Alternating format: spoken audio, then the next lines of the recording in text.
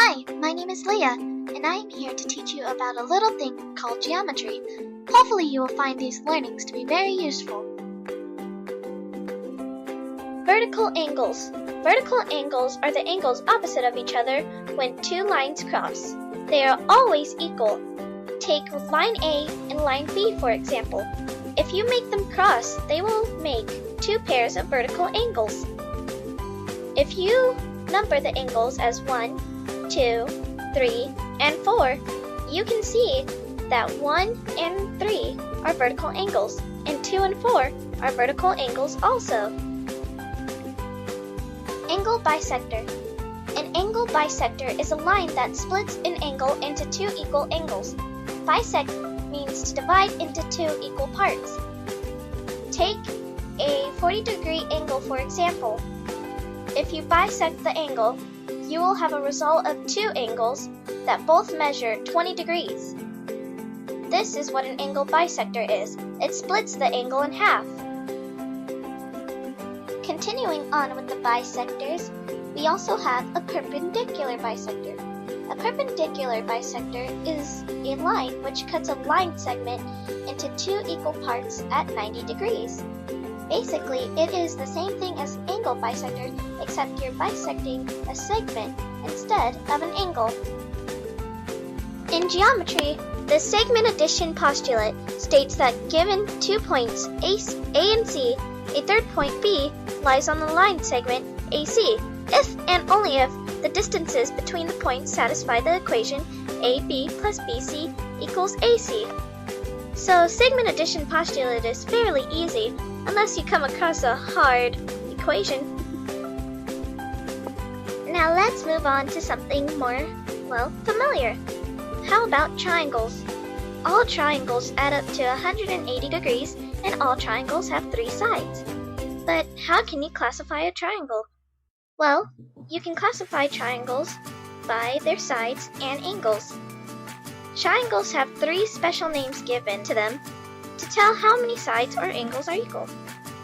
An equilateral triangle is three equal sides, three equal angles, which always adds up to 60 degrees. So, equilateral triangle. An isosceles triangle is two equal sides and two equal angles. The third angle is just left out. Scalene triangle has nothing equal. But how can you classify a triangle by an angle? Well, an acute triangle is when all angles are less than 90 degrees. And a right triangle has a right angle. An obtuse triangle has an angle that is more than 90 degrees. So classifying triangles by the way they look is pretty simple if you know how to classify them. Congruent triangles. Two triangles are congruent if they both have exactly the same three sides and exactly the same three angles. There are 5 ways to find if two triangles are congruent: by SSS, SAS, ASA, AAS, and HL.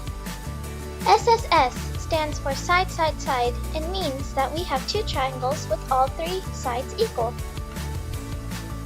SAS stands for side, angle, side, and means that we have two triangles where we know two sides and the included angle are equal.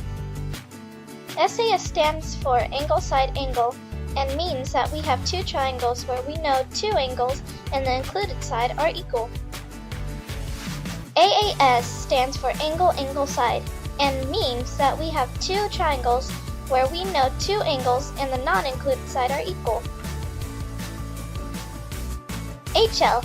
HL stands for hypotenuse, leg. The longest side of a right angle triangle is called the hypotenuse, and the other two sides are called legs. It means we have two right angle triangles with the same length of hypotenuse and the same length for one of the other two legs. It doesn't matter which leg since the triangles could be rotated. Pythagorean theorem. Now continuing on with the triangle with the hypotenuse and the other two legs, you can do the Pythagorean theorem on that triangle to find any missing side. The Pythagorean theorem is basically a squared plus b squared equals c squared, the hypotenuse being c squared or any other side that is missing. This is basically easy, so hopefully this geometry lesson helped you to learn a couple more things. Or, I don't know what I'm saying. I just hope this helped you enough. Well, it's time to get ready for second semester. I wish you luck. Bye!